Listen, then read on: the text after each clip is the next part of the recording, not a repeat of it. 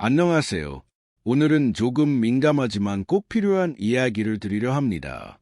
아마 이 이야기를 끝까지 듣고 나시면 지금까지 당연하다고 넘겨왔던 몸의 변화들을 조금은 다른 시선으로 보게 되실지도 모릅니다. 요즘 이런 생각 한 번쯤 해보신 적 있으신가요? 마음은 아직 그대로인데 몸이 먼저 멈칫하는 느낌. 분명 예전엔 자연스럽게 반응하던 순간에 이제는 한 박자 늦어지는 그 감각 말입니다. 많은 분들이 이럴 때 가장 먼저 떠올리는 이유는 딱 하나입니다. 나이가 들어서 그렇지. 그 말로 스스로를 정리하고 더 이상 깊이 생각하지 않으려 합니다. 괜히 기대했다가 실망하는 게 더 아프니까요. 하지만 정말로 나이 때문만일까요? 같은 나이여도 여전히 살아있는 분들이 있고 유난히 빨리 식어버린 것 같은 분들도 있습니다. 그 차이는 의지의 문제가 아닙니다. 노력의 문제도 아닙니다. 몸 안에서 이미 다른 흐름이 만들어지고 있었는지의 차이입니다. 특히 60대를 넘기면서부터 우리 몸은 예전과 전혀 다른 방식으로 반응하기 시작합니다. 젊을 때는 더러운 만큼 바로 처리해주던 감과 심장이 이제는 조금씩 속도를 늦춥니다. 혈액은 예전처럼 시원하게 돌지 않고 신경의 전달도 미묘하게 둔해집니다. 이 변화는 아프게 오지 않습니다. 그래서 더 무섭습니다. 몸은 아주 조용한 방식으로 신호를 보냅니다. 아침에 일어났을 때 예전 같은 기운이 느껴지지 않는다든지 샤워를 하고 나와도 몸이 쉽게 따뜻해지지 않는다든지 혹은 관계를 앞두고 괜히 피로가 먼저 몰려온다든지 모든 것들이 하나의 방향을 가리키고 있을 수 있습니다. 그런데 우리는 이런 신호를 대부분 이렇게 처리해 왔습니다. 그럼 몸에 좋은 걸 더 챙겨 먹어야지. 그래서 하루에도 몇 가지씩 영양제와 보조식품을 챙겨 드십니다. 뼈를 위해, 혈관을 위해, 면역을 위해, 노화를 막기 위해 그 마음 자체는 너무나 성실하고 진지합니다. 문제는 그 성실함이 항상 좋은 결과로 이어지지는 않는다는 데 있습니다. 특히 이 나이대에는 얼마나 좋은 것이냐 보다 내 몸이 지금 그것을 처리할 수 있느냐가 훨씬 중요해집니다. 몸은 더 이상 무조건 받아들이지 않습니다. 조금씩 쌓아두고 조금씩 흘려보내지 못한 흔적들을 남깁니다. 그 흔적들은 어느 날 갑자기 통증으로 터지지 않습니다. 대신 혈류를 둔하게 만들고 신경의 반응을 느리게 하고 몸의 온도를 떨어뜨립니다. 그리고 그 결과는 아주 솔직하게 한 곳에서 먼저 나타나기 시작합니다. 바로 남자의 자신감이 가장 먼저 흔들리는 영역에서 말입니다. 혹시 최근 들어 몸은 옆에 있는데 마음이 먼저 물러서는 순간이 늘어나지는 않았나요? 혹은 괜히 스스로를 피하게 된다든지 아직 시작도 하지 않았는데 이미 끝을 먼저 떠올리게 된다든지 그건 의지가 악해진 게 아닙니다. 몸이 보내는 신호를 아직 정확히 잊지 못했을 뿐입니다. 오늘의 이야기는 무언가를 더 하라는 이야기가 아닙니다. 더 강해지라는 이야기도 아닙니다. 오히려 지금까지 너무 당연하게 여겨왔던 것들 중에서 한 번쯤은 멈춰서 바라봐야 할 것들에 대한 이야기입니다. 본격적인 이야기에 앞서 구독과 좋아요, 알림 설정을 미리 눌러두시면 이어지는 이야기들을 놓치지 않고 함께 하실 수 있습니다. 몸은 거짓말을 하지 않습니다. 다만 아주 천천히 아주 조용히 말할 뿐입니다. 그 신호를 오늘부터 하나씩 짚어보려 합니다. 그 신호는 이미 일상에 있습니다. 아침에 몸이 예전 같지 않고 회복이 느려졌다고 느끼는 순간들 큰 병은 아닌데 이럴까며 지나치던 그 변화부터 짚어보겠습니다. 이런 변화 앞에서 많은 분들이 가장 먼저 떠올리는 선택은 그래도 뼈는 챙겨야지라는 생각입니다. 그래서 빠지지 않고 손에 쥐게 되는 것 바로 비타민 D입니다. 특히 요즘은 용량이 높은 제품일수록 더 효과가 좋을 것처럼 이야기되다 보니 하루 권장량을 훨씬 넘는 고용량 비타민 D를 습관처럼 드시는 분들도 적지 않습니다. 하지만 여기서부터 몸의 흐름은 조금씩 어긋나기 시작합니다. 비타민 D는 몸에 들어오면 필요한 만큼만 쓰이고 바로 빠져나가는 성분이 아닙니다. 지방과 함께 몸 안에 머무르며 간과 심장을 거쳐 천천히 처리되는 지용성 비타민입니다. 젊을 때라면 어느 정도 감당이 가능하지만 60대를 넘기면서부터는 이야기가 달라집니다. 간은 예전처럼 빠르게 해독하지 못하고 신장은 노폐물을 즉각적으로 배출하지 못합니다. 같은 용량을 먹어도 혈액 속에 남아있는 시간은 점점 길어집니다. 그렇게 쌓인 비타민 D는 혈액 속 칼슘 농도를 조용히 끌어올립니다. 아프지 않기 때문에 눈에 띄는 증상이 없기 때문에 대부분은 이 변화를 알아차리지 못합니다. 하지만 몸은 이미 반응하고 있습니다. 혈액 속 칼슘이 높아지면 가장 먼저 영향을 받는 것은 혈관의 부드러움입니다. 혈관 벽이 조금씩 딱딱해지고 피가 흐르는 길은 점점 거칠어집니다. 이 변화는 손발 저림보다 먼저 가장 민감한 반응이 필요한 곳에서 드러납니다. 예전에는 자연스럽게 이어지던 반응이 요즘은 준비 시간이 필요해지고 몸의 온도가 쉽게 올라오지 않는 느낌. 시작 전부터 이미 지쳐 있는 듯한 상태. 이건 마음이 식어서가 아닙니다. 혈관이 예전처럼 열리지 않기 때문에 피가 한 번에 몰리지 못하는 상태일 수 있습니다. 특히 고용량 비타민 D를 장기간 복용해 온 분들일수록 이런 이야기를 자주 하십니다. 요즘은 괜히 자신감이 먼저 줄어든다. 몸이 차갑게 느껴진다. 끝나고 나면 회복이 너무 오래 걸린다. 이건 단순한 기분의 문제가 아니라 혈류와 신경 반응이 함께 둔해졌다는 신호입니다. 여기에 심장까지 영향을 받기 시작하면 몸은 더 분명한 메시지를 보냅니다. 아침에 일어나도 피로가 풀리지 않고 이유 없이 기운이 빠지는 날이 늘어납니다. 몸이 늘 무거운 상태에서는 어떤 기대도 쉽게 생기기 어렵습니다. 자연스럽게 마음부터 물러서게 되고 그 선택이 다시 몸의 반응을 더 막아버립니다. 제가 만났던 한 분도 그랬습니다. 건강을 위해 몇 년 동안 고용량 비타민 D를 하루도 거르지 않고 드시던 분이었습니다. 검사 수치는 서서히 변하고 있었지만 본인은 전혀 자각하지 못했습니다.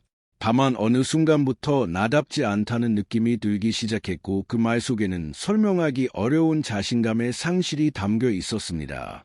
문제는 이런 변화가 너무 조용하게 진행된다는 데 있습니다. 그래서 우리는 더 좋은 걸 먹어야 한다고 생각하지 지금 먹고 있는 것이 혹시 흐름을 막고 있는 건 아닌지 의심해 보지 않습니다. 하지만 몸은 이미 여러 번 신호를 보내고 있었을지도 모릅니다. 아주 작게, 아주 느리게 우리가 이제야 그 목소리에 귀를 기울이기 시작했을 뿐입니다. 그렇게 몸의 흐름이 막히기 시작하면 우리는 또 다른 선택을 떠올립니다. 그럼 피라도 맑게 해야 하지 않을까? 그래서 자연스럽게 손이 가는 것 바로 오메가3입니다. 오메가3는 혈관에 좋다는 말로 너무 익숙합니다. 중성지방을 낮춰주고 염증을 줄여준다고 하니 먹지 않을 이유가 없어 보입니다. 특히 심혈관 이야기를 자주 듣게 되는 나이에 대해서는 하루 한 날로는 부족할 것 같아 용량이 높은 제품을 찾는 분들도 많습니다. 문제는 여기서부터입니다. 오메가3는 적당할 때는 도움이 되지만 과해지면 몸의 균형을 다른 쪽으로 무너뜨립니다. 피를 맑게 만든다는 말의 다른 표현은 피가 쉽게 멈추지 않게 만든다는 뜻이기도 합니다. 혈액이 너무 묽어지면 미세한 혈관 회복이 더워지고 몸은 늘 긴장 상태에 머물게 됩니다. 이 변화는 겉으로 바로 드러나지 않습니다. 다만 작은 신호들로 시작됩니다. 잇몸에서 피가 잘 난다든지 작은 상처가 평소보다 오래 남는다든지 아침에 일어났을 때 몸이 더 무거운 느낌. 이 모든 것이 몸이 보내는 조용한 경고일 수 있습니다. 특히 이미 혈압약이나 다른 약을 복용 중인 분들에게서는 이 영향이 더 크게 나타나기도 합니다. 몸은 여러 신호를 동시에 처리해야 하는데 피의 균형까지 무너진 상태라면 회복은 점점 더 느려집니다. 그 상태에서 무언가를 기대하면 몸은 자연스럽게 움츠어듭니다. 그리고 또 하나 의외로 많은 분들이 선택하는 것이 있습니다. 콜레스테롤이 걱정될 때 약 대신 선택하는 홍국입니다. 자연 성분이라는 말에 부담이 덜할 것 같다는 이유로 꾸준히 복용하는 분들도 적지 않습니다. 하지만 홍국은 몸에서 생각보다 강하게 작용합니다. 실제로는 콜레스테롤 약과 비슷한 방향으로 작동하는 성분을 가지고 있기 때문에 몸은 그것을 보조가 아니라 약물에 가깝게 인식합니다. 문제는 그 강도가 제품마다 일정하지 않다는 점입니다. 어떤 날은 괜찮고 어떤 날은 유난히 몸이 처지는 느낌. 운동을 한 것도 아닌데 근육이 쉽게 피로해지고 힘이 빠진 것 같은 상태가 이어질 때가 있습니다. 이런 상태가 반복되면 몸은 에너지를 아끼는 쪽으로 반응합니다. 괜히 더 움직이기 싫어지고 회복에는 시간이 오래 걸립니다. 이때 많은 분들이 요즘 체력이 떨어졌나 보다라고 생각합니다. 지만 실제로는 몸속에서 근육과 에너지 대사가 예전처럼 원활하지 않게 돌아가고 있을 수 있습니다. 특히 관계가 끝난 뒤 유난히 피로가 오래가는 느낌이 들었다면 그건 단순한 나의 탓만은 아닐지도 모릅니다. 오메가 3와 홍국 둘 다 건강을 위해 선택한 것들입니다. 하지만 이 두 가지가 함께 쌓이거나 몸의 처리 능력을 넘어서는 순간 결과는 정반대로 나타날 수 있습니다. 피는 너무 묽어지고 근육은 쉽게 지치고 몸은 회복보다 방어를 먼저 선택합니다. 그렇게 몸이 방어 모드로 들어가면 자연스러운 반응은 점점 뒤로 밀립니다.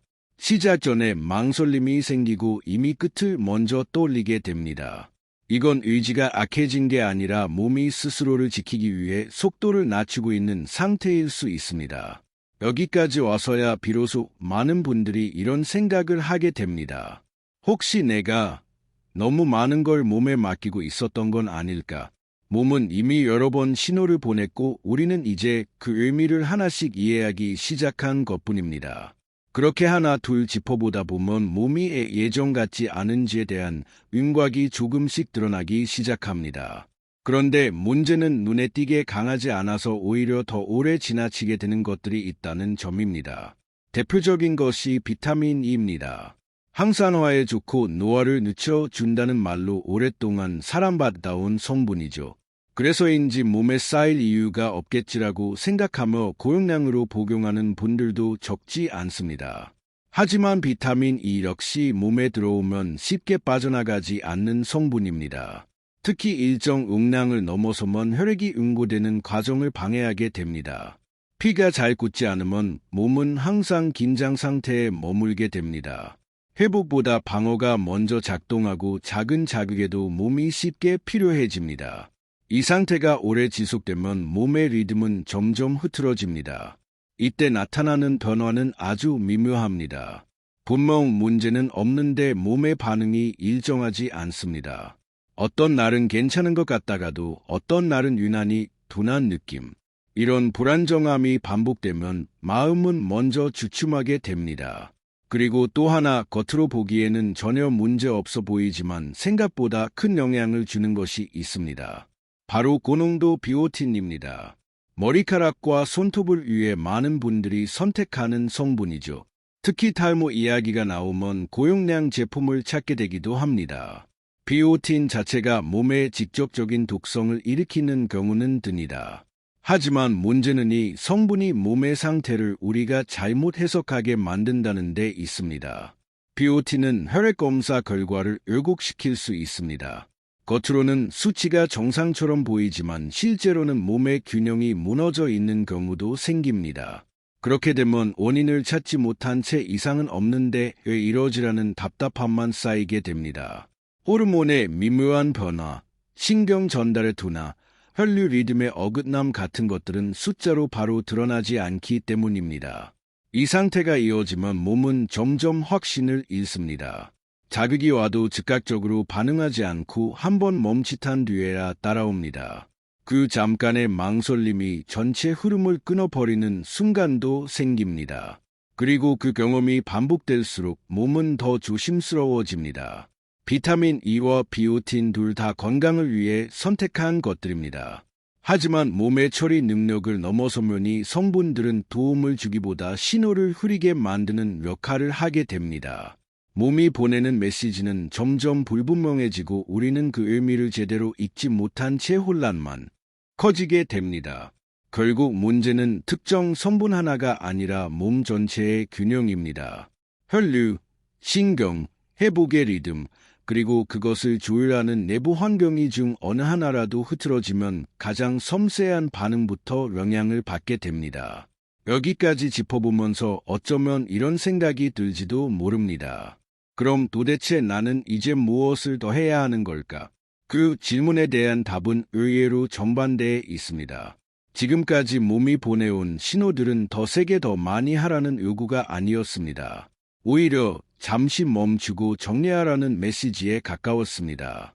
많은 분들이 무언가가 달라지지 않으면 곧바로 다른 해결책을 찾으려 합니다. 더 강한 방법, 더 빠른 변화. 하지만 몸은 그렇게 반응하지 않습니다. 특히 나이대의 몸은 속도를 높이는 것보다 흐름을 회복하는 쪽에 훨씬 솔직합니다. 지금까지 이야기한 것들을 차분히 돌아보면 공통점이 하나 있습니다. 몸이 처리할 수 있는 범위를 조금씩 넘어서고 있었다는 점입니다. 고용량 비타민 D, 가해진 오메가3, 홍국 비타민 E, 고농도 비오틴. 각각은 나쁜 의도로 선택된 것이 아니었지만 쌓이는 순간 몸의 리듬을 흐트러뜨리기 시작했습니다. 이때 가장 먼저 무너지는 것은 에이지가 아니라 회복력입니다. 혈류는 예전처럼 빠르게 모이지 않고 신경의 반응은 한 박자 늦어집니다. 몸의 온도는 쉽게 올라오지 않고 끝난 뒤에 외운 대신 피로가 먼저 남습니다. 이 과정이 반복되면 마음은 점점 더 조심스러워지고 그 조심스러움이 다시 몸을 더 움츠러들게 합니다. 하지만 다행인 점은 몸이 완전히 다쳐버린 상태는 아니라는 것입니다. 몸은 아직도 신호를 보내고 있고 환경이 바뀌면 반응도 달라질 준비가 되어 있습니다. 회복의 출발점은 무언가를 더하는 것이 아니라 지금의 부담을 덜어내는 것입니다. 하루에 몇 가지를 먹고 있는지, 그중 정말 필요한 것은 무엇인지, 그리고 몸이 보내는 작은 변화를 무심코 넘기고 있지는 않았는지 질문들을 스스로에게 던지는 것만으로도 이미 방향은 바뀌기 시작합니다. 많은 분들이 이제 와서 달라질 수 있을까? 라고 묻습니다. 하지만 변화는 눈에 띄는 사건으로 시작되지 않습니다. 아침에 일어났을 때 몸이 조금 가벼워지는 느낌. 하루의 끝에서 회복이 조금 빨라졌다는 감각. 그 작은 차이가 쌓이면 몸은 다시 자신감을 기억해냅니다. 오늘 이야기는 특별한 비법을 알려주기 위한 것이 아니었습니다. 몸이 보내온 신호를 있는 그대로 읽어보자는 제안이었습니다. 그 신호를 무시하지 않고 조금만 귀 기울여도 몸은 생각보다 솔직하게 답을 보여줍니다. 오늘 알려드린 방법을 직접 해보실 분들은 댓글에 숫자 1 혹은 3이라고 남겨주세요. 그 한 줄이 또 다른 누군가의 불씨가 될지도 모릅니다. 그리고 오늘 이야기가 도움이 되셨다면 구독과 좋아요, 알림 설정도 함께 부탁드립니다. 앞으로도 몸의 신호를 가장 현실적인 언어로 차분히 짚어드리겠습니다. 여러분의 내일 밤이 오늘보다 조금 더 편안하고 조금 더 따뜻해지기를 진심으로 바라겠습니다. 끝까지 시청해 주셔서 감사합니다.